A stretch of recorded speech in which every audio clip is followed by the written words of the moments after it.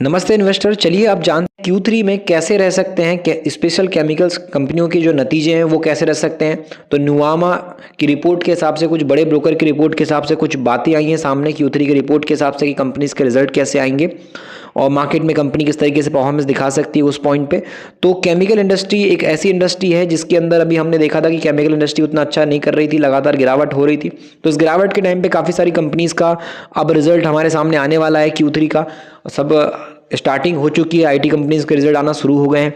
तो उस पॉइंट पे केमिकल इंडस्ट्री पे भी अब लोगों का फोकस जाएगा। तो चलिए कंपनी के हिसाब से ब्रोकर क्या कहते हैं, क्या राय है उनकी, ये सब हम समझने वाले हैं। और खास करके जो स्पेशल केमिकल पे काम करने वाली कंपनीज है उनका Q3 को लेकर के क्या अनुमान है, बड़े ब्रोकर क्या अंदाजा लगा रहे हैं, उसको भी समझने वाले हैं। क्योंकि नुवामा का कहना है कि तीसरी तिमाही में जो डिमांड है उसमें उतार चढ़ाव का दौर जारी रहेगा। और बात की जाए तो चीन की तरफ से भी कॉम्पिटिशन में दबाव बरकरार है। एग्रोकेमिकल्स और डाई पिगमेंट में सेगमेंट में भी कॉम्पिटिशन बढ़ा है। चीन में बात की जाए तो जो रेफ्रिजरेंट गैस है उसके दाम में सुधार दिख रहा है। पाम ऑयल के दामों में उछाल से मार्जिन पर दबाव संभव है। कार्बन ब्लैक के वॉल्यूम में भी कंपनी में दबाव आ सकता है। तो मार्केट के हिसाब से कुछ बातें हैं जो बताई गई है। एसआरएफ के अंदर नुवामा का अनुमान है कि तिमाही में एसआरएफ के नतीजे कमजोर रह सकते हैं, ये बताया जा रहा है। केमिकल कारोबार की आय सालाना आधार पर जो है 14.5% के आसपास घट सकती है। वॉल्यूम में सुधार से पैकेजिंग फिल्म में जो है आय में उछाल संभव है, ये बताया जा रहा है। तीसरी तिमाही में कंपनी की जो आय है वो 8% और इबिट्टा 2.5% बढ़ सकता है, ये अंदाजा लगाया जा रहा है। इस तिमाही में कंपनी के जो मुनाफे हैं वो आपको 16.5% ही मान लीजिए कमजोर संभव नजर आ सकते हैं, ये बताया जा रहा है। उसके बाद है आरती इंडस्ट्री में Q3 का अनुमान है कि नुवामा के मुताबिक आरती इंडस्ट्री की बिक्री सालाना आधार पर 4.4% बढ़ सकती है।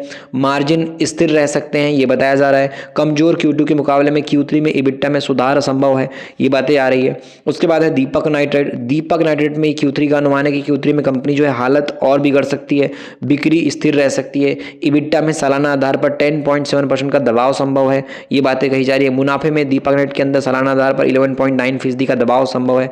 कमजोर फिनोल एस्टोन एस्पेट से मुश्किल बढ़ेगी। तो दीपक नाइट का ओवरऑल जो रिजल्ट Q3 के बेस पे उसमें वीक आने की बात कही जा रही है। उसके बाद है गुजरात फ्लोरोकेमिकल, इसका भी रिजल्ट अगर हम देखें तो तीसरी तिमाही में कंपनी के नतीजे अच्छे रह सकते हैं, ये बताया जा रहा है।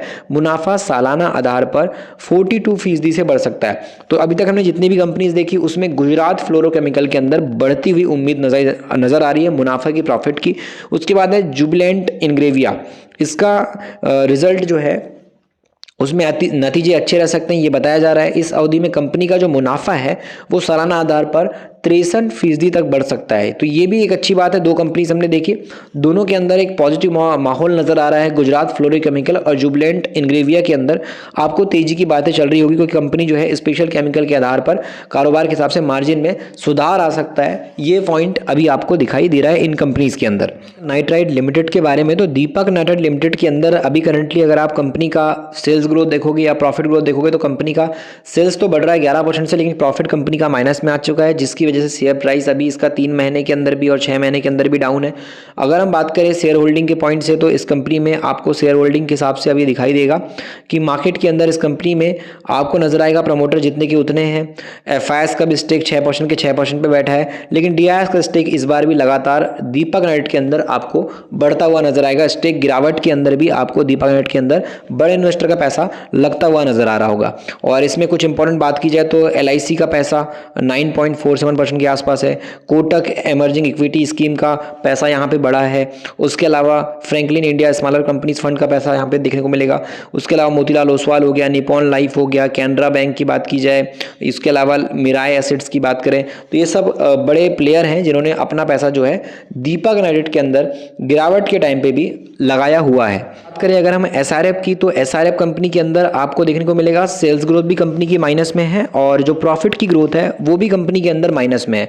बट कल के दिन कंपनी में हमने एक बड़ी तेजी देखी थी, 10% से ऊपर की तेजी SRF में आ गई थी कुछ अच्छी न्यूज़ के चलते। बाकी मार्केट में अगर आप करंटली सेल्स और प्रॉफिट ग्रोथ देखो तो वो माइनस में है, लेकिन फिर भी 3 महीने के अंदर कंपनी अब 13% के जंप में आ गई और 6 महीने के अंदर 11 से 12% का जंप लगा है। वो भी सिंगल दिन के अंदर एक बड़ा जंप आपको नजर आ रहा होगा, यहाँ पे स्क्रीन पे देख सकते हो एक बहुत बड़ी तेजी आई। कंपनी ने एक बहुत अच्छा, बात की जाए 11% 12% का जंप दिखाया, जिससे कि कंपनी का जो 3 महीने 6 महीने का लॉस था वो एक ही दिन में कम हो गया। एसआरएफ की अगर हम बात करेंगे कंपनी की शेयर होल्डिंग के पॉइंट पे, तो यहाँ पर आप देख पाओगे बड़े इन्वेस्टर के हिसाब से अगर हम ध्यान दें तो यहाँ पर आपको नजर आएगा कि प्रमोटर जितने थे उतने ही है। एफआईएस का इन्वेस्टमेंट कंपनी में 18% के आसपास है। डीआईएस का इन्वेस्टमेंट इस कंपनी में भी आपको देखने को मिलेगा सीधे तौर पर कि एसआरएफ के अंदर बढ़ रहा है। और इसमें भी कुछ बड़े इन्वेस्टर की बात की जाए तो यहाँ पर कोटक का नाम है, एलआईसी का नाम है, उसके अलावा आपको यहाँ पर बात की जाए तो मिराई एसेट्स का नाम देखने को मिलेगा। ये मल्टीपल कुछ फंड हैं जिन्होंने पैसा इस कंपनी में लगाया हुआ है। उसके बाद अगर हम बात करें यहाँ पे आरती इंडस्ट्रीज के बारे में, तो आरती इंडस्ट्रीज की भी सेल्स ग्रोथ अच्छी है, बट ये कंपनी भी दीपक नाइट्राइट की तरह प्रॉफिट ग्रोथ माइनस में लेकर के चल रही है। इस कंपनी की भी अभी प्रॉफिट की ग्रोथ प्लस में नहीं आई है, कंपनी नेगेटिव में है, जिसकी वजह से इसमें भी 3 महीने में 21% का लॉस है और 6 महीने के अंदर इन्वेस्टर ने अपने 41% पैसे गवा दिए हैं। तो ये इन्वेस्टर इस कंपनी में अभी तक हमने जितनी कंपनीज देखी, दीपक नाइट्राइट, एसआरएफ, उस हिसाब से आरती इंडस्ट्रीज के अंदर जो लॉस की बात की जाए तो इन्वेस्टर का जो लॉस है इस कंपनी में वो थोड़ा सा हाई नजर आ रहा है। मार्केट के हिसाब से अगर हम कंपनी की बात करें तो शेयर प्राइस काफी डाउन जा चुका है, काफी बड़ी गिरावट आ चुकी है।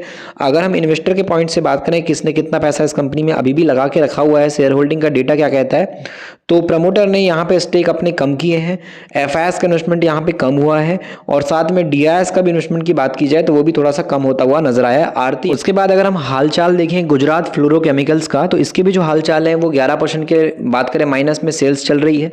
प्रॉफिट ग्रोथ कंपनी की 55% तक घट चुकी है। उसके अलावा कंपनी में 3 महीने वाला इन्वेस्टर 15% 16% के लॉस में बैठा है, बट 6 महीने वाला अभी भी 20-21% के प्रॉफिट में बैठा हुआ है। अगर हम यहाँ पे देखें कंपनी के शेयर होल्डिंग के डेटा के हिसाब से, तो इस कंपनी के अंदर शेयर होल्डिंग में आप देख पाओगे कि प्रमोटर 62% है और एफआईएस ने इन्वेस्टमेंट अपनी बेची है, यहाँ पे जो स्टेक है वो सेल किया है फॉरेन इन्वेस्टर ने। और डीआईएस की बात करें, डीआईएस ने भी अपना स्टेक थोड़ा सा बढ़ाने के बाद वापस से ट्रिम कर दिया है। तो एक average share holding Gujarat fluorochemicals की नज़र आ रही होगी, कुछ खास बदलाव उतने बड़े अभी इसमें नहीं हुए हैं। चलिए उसके बाद बात कर लेते हैं जुबिलेंट इंग्रेविया लिमिटेड के बारे में। और जुबिलेंट इंग्रेविया लिमिटेड की अगर हम बात करने जाएंगे तो इसकी आप सेल्स ग्रोथ देखोगे तो 6.5% के आसपास डाउन है और इसका भी प्रॉफिट ग्रोथ 30 से 32% तक आपको डाउन नजर आ रहा होगा। तो केमिकल इंडस्ट्रीज का अभी भी जो बैड टाइम है, जो बुरा दौर है वो खत्म नहीं हुआ है, अभी भी हालत काफ़ी ख़राब है सेल्स और प्रॉफिट के बेस पे। अगर हम यहाँ पे 3 महीने में देखेंगे तो 3% का रिटर्न है, बट 6 महीने के अंदर ठीक ठाक तब भी लॉस में कंपनी चल रही है। लॉस में चलने के बाद भी जो प्रॉफिट है वो 26% का जुबिलेंट इंग्रेविया लिमिटेड ने इन्वेस्टर को निकाल करके दे दिया है।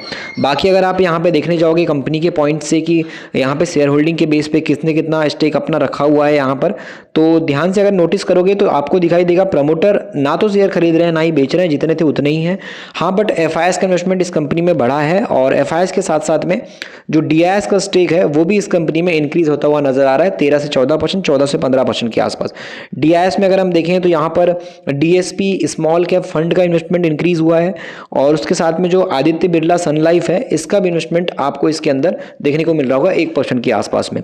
तो ये हमने बात कर ली 5 केमिकल इंडस्ट्री की जो कंपनीज हैं उनके बारे में कि ब्रोकर क्या कह रहे हैं, शेयर होल्डिंग का डेटा क्या कह रहा है कंपनी के अंदर और किस तरीके से प्रॉफिट सेल्स का डेटा है, 3 या 6 महीने में क्या परफॉर्मेंस है, वो हमने थोड़ा सा जानकारी के हिसाब से इसको कवर किया। बाकी इसको कोई भी ऐसा एडवाइस नहीं है कि आप इन 5 कंपनीज को बाय कर लो या फिर सेल कर लो, ये चीज़ आपको हमने बिल्कुल भी नहीं बोली है। एक एजुकेशन के हिसाब से जो इन्फॉर्मेशन है ये 5 केमिकल कंपनीज के बारे में वो हमने आपको प्रोवाइड की। मार्केट सीखना ही है तो फिर तो आप ई बुक पढ़ ही सकते हो, मिडिल क्लास का स्टॉक मार्केट ई बुक, जिसमें आसानी से इन्वेस्टमेंट को शुद्ध हिंदी में बताया गया है, लिंक डिस्क्रिप्शन में है, वहाँ से आप उसको पढ़ सकते हो। बाकी आपको कंपनियों में कभी भी समझदारी के साथ इन्वेस्टमेंट करनी चाहिए, कोई भी जल्दबाजी नहीं करना है, कोई भी किसी ब्रोकर की बात में, एनालिस्ट की बात में आके आपको बहकावे में कुछ भी गलत कदम नहीं उठाना है।